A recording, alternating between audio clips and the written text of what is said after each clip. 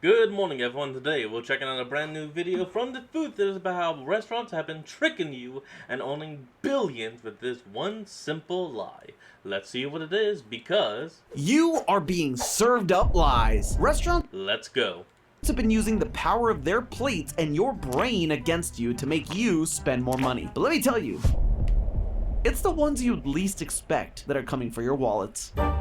Hello, Internet! Welcome to Food Theory, the show that isn't afraid to say that size matters. Obviously, I'm talking comes about to plate food. size. You see, the story of how this episode came to be was back at VidCon this year when me, Matt, and the other hosts went out for breakfast together. Matt ordered an acai bowl because he's all healthy now in his retirement or whatever. And when the server brought out our food, Matt's bowl was huge, but there was only one tiny sad excuse for a portion in the middle, which made all of us ask, why did they bring it out in such a huge bowl if they weren't going to fill it? And would Matt have felt better about it if the food had been served in a smaller bowl? See, this is why we can't have nice things. Even when I'm just trying to have breakfast with friends and Tom, we can't help but theorize. Tom, I mean, wow. we all know by now that restaurants will do whatever it takes to trick you into spending more money, especially the fancy ones that charge you an arm and a leg for gold-plated meat. That's kind of disgusting. Don't get me Get that out, started. Bill. Now, I did some digging to find out more and expose this scam, but what I found was shocking because it's not just the fancy schmancy restaurants trying to trick you with their large ones. The biggest ripoff are the places using small plates. Let's start off easy. What's the point? I mean, do plates Please. actually make a difference to the dish itself? If we serve food on a big plate with some space left to spare or a tiny plate with the food bursting off the edge, that shouldn't change the quality or the taste of the meal itself, right? Well, technically, yes, you are right. It would not change the taste or the quality of the food, but it will trick your brain into thinking of the different quantities. It's small plate, you think you got big food, so you got no room. You eat that plate, you're going to be stuffed. Big plate, small food, you're going to feel like you didn't have enough, so you're going to eat more. Well, pay more. it shouldn't make a difference, but it absolutely does. Take a look at this diagram. Which circle is bigger, left They're the or same. right? If you answered anything other than neither, you're wrong. See, this trick of the eye is called the Delboeuf illusion. The additional circle on the left plays a trick on our minds because with it there, our brains see the circle to be smaller than the one on the right, despite them being identical in size. It's the space Exactly. around the circle that leads us to think that it's smaller, and this psychology is used when leaving space on a large plate of food. Our brains are super powerful, and something as simple as the size of a plate will affect our perception of the meal being presented. Our brains use the size of the plate, or rather the space left on the plate, as a reference for whether the portion of food is big or small, or if it'll satisfy our hunger. This illusion isn't exclusive to Exactly. meals served on a plate or a bowl, though. It's used across all different types of products. Like this example of Kellogg's Special K. A study put this image in front of a test group, and the okay. portion on the left was rated as looking like it had 27% more food than the smaller looking portion on the right. Similarly, in an image of DiGiorno pizza packaging with two different images, the who test would do group rated that? the left image to look 17% larger than the right. I swear, there's no left-hand bias here. All that changed in both these images was the plate and the bowl size. Less Just the space on the container, packaging yeah. makes your brain think you're getting more food. But hold on, Santi. What does any of this have to do with fancy restaurants and their giant plates?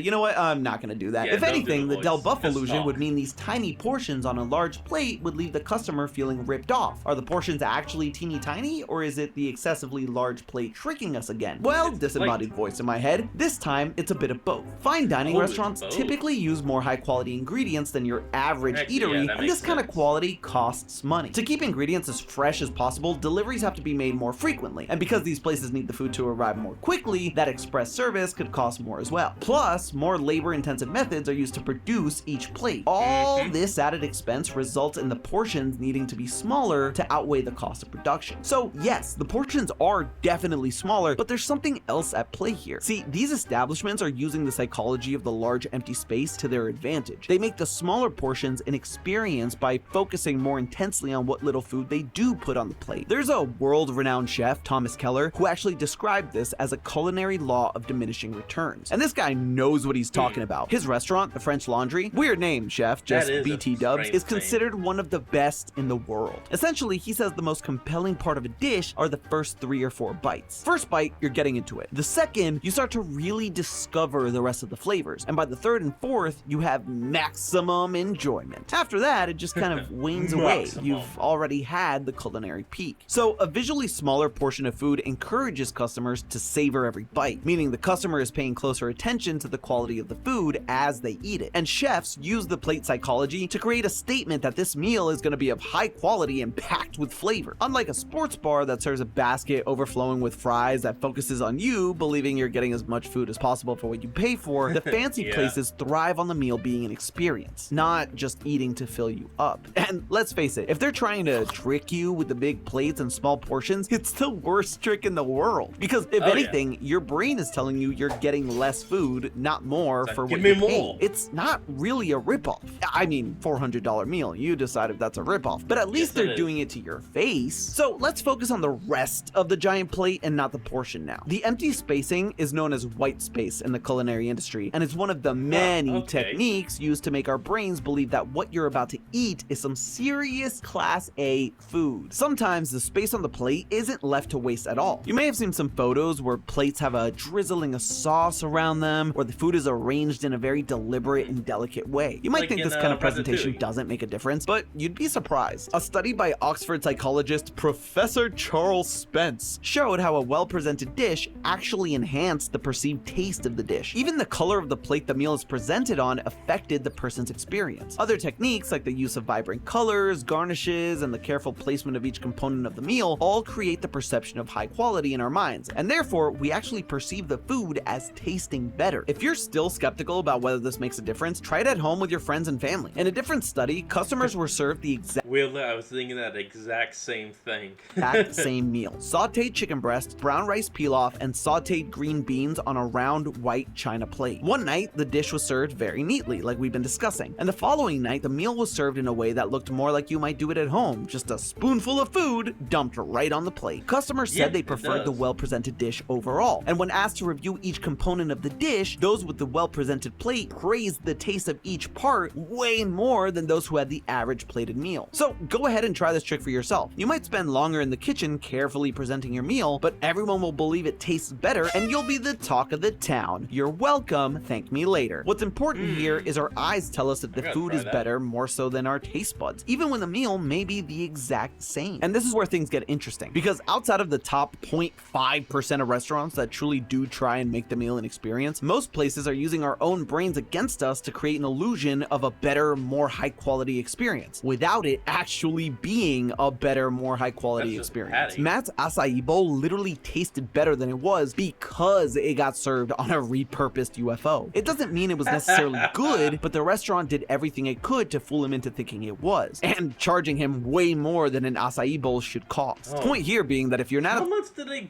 charge them for that damn thing? Some top tier restaurant that's actively using larger plates to get you to focus on the small portion they painstakingly made so you can enjoy it more, the restaurant is most likely ripping you off. So should we only eat at places that serve their food on smaller plates? Plop your sub down on a paper towel and tell you to get lost? Not exactly, because they are the ones ripping you off the most. You may have been to a trendy place lately and heard the server start off with, "Our concept is all about sharing, so I recommend getting 5 or 6 plates for the table." It may go by a different name in your neck of the woods, but this is called tapas style. It originated in Spain. No one really knows exactly when or how. There's a bunch of different theories, actually. The one that I heard growing up was that old-timey bartenders would give patrons a small plate with food on it to place on top of their drinks in order to keep insects and stuff from falling in. Hence, tapa, or lid/cover in Spanish. Whatever the origins, the trend of serving tapas has exploded on the culinary scene. It seems like a win-win for everybody, because what this means for the restaurants is you buy smaller portions of different dishes, and the big selling point for you is that it typically comes with a lower price point, and you get to try a variety of dishes as opposed to just one entree. Plus, if you think about the Del Buff illusion from earlier, a smaller plate means these dishes make us think that we're getting more food for a lower price. But it's these kind of restaurants that are actually worse than the fancy places, and it all comes down to money. You've probably guessed by now that the use of smaller plates allows restaurants to give you a smaller portion that still appears full. But there's more to it than that. They say it's to reduce food waste, since that's a thing that customers have become more concerned about recently. We actually covered this a couple weeks ago on our expiration dates video. And while Yes, I that may remember be that. true, they do want to reduce food waste, the real reason is cold, hard cash. US restaurants Money. generate an estimated 22 to 33 billion pounds of food waste each year. That's a lot of money just being thrown away. So implementing smaller plates allows portions to be smaller without the customer feeling like there's less on their plate, but also reducing the cost of the product needed. Not only does tapa style appeal to businesses from a food waste standpoint, but it also appears more beneficial to the consumer. With these types of establishments, you can try a variety of dishes rather than being limited to one meal, and the lower price point of each dish makes you believe you're getting a deal. This is especially the case for sound like a millennials deal. because they typically enjoy experimenting and eating in a more social way, more so than other generations. But this facade of having a good social dining experience actually encourages customers to buy more food rather than buying the one dish and being satisfied. Like I mentioned, servers love to recommend a number of dishes depending on the size of your party. And because you might not be sure how much you'll get on a dish, you typically buy more than you need. These kinds of restaurants that have taken up the tapa style have claimed customers typically end up with a significantly bigger tab than a large main course approach. Part of Oh, this is damn. a small plate of a dish is likely to get a reorder due to the perceived affordability. Customers will typically order up to 3 or more dishes at a time, and all those plates stack up. And don't get me wrong, although ordering loads of tiny dishes makes me feel like I'm Goku, the low price point of each dish all begins to add up. On average, these restaurants have customers spending roughly between $25 and $50 per person, which is significant compared to the average spend in the US for eating out, which is $11 to $20. So it's not just big plates that trick the customer to spend more money, small plates make us think we're getting more bang for our buck, but the reality is the businesses are the ones winning. And the reason Yep. these kinds of places are increasing in popularity Regardless of which place, it's all a lie. is A because it's food working lie. against shrinkflation. Shrinkflation is a term explaining the smaller food portions at restaurants as a result of the increase in the cost of living. Basically, the cost of something may stay the same or even go up, but the amount of food you're getting is decreasing. Like Domino's reducing their 10-piece of boneless wings to 8, or Chipotle not giving you that full scoop of guac that you ordered. Now, that might work for these fast food places that don't have a plate to create a reference of size, but dine-in restaurants are a different story. All their food is typically served on a plate, and if suddenly you order your favorite dish and it comes out on the same plate as always, but it takes up less room, you'll notice. Instead, they use smaller dishes so they can serve out smaller portions while we still believe them to be full. They might use the excuse that having multiple small dishes is creating a vibe and experience, but in reality, these places are not just saving on money now. by making less food, they're increasing sales by adopting this small plate method. You're ordering and reordering more plates every time you sit down to eat without necessarily getting more full. So, Unless is it's the a lesson to buffet. never eat out again? Fancy places and supposedly more affordable restaurants are all forcing you to spend more money with mind games, so why not just sit at home and eat microwaved Hot Pockets forever? Now, see, what we've learned That's is that kinda gross. looks can be deceiving. Our eyes may not be the best judge of what's the right amount of food. So next time you do eat out, don't be fooled by the overflowing tiny plate of fries thinking you're getting a good deal. And when recommended to order 7 dishes for a party of 2, you might be better off literally trusting your gut and just ordering 1 or 2 at a time. Your wallet will be thanking you as well because you won't keep reordering and overspending just because of some simple optical illusions. But hey,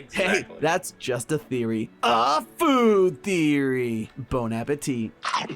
Alright everyone, well I hope you enjoyed today's video. Remember to like, comment, and subscribe for more. Link to the original will be in the description below, and I'll see all of y'all next time when we flick back on. Till then, this is Fox, signing out.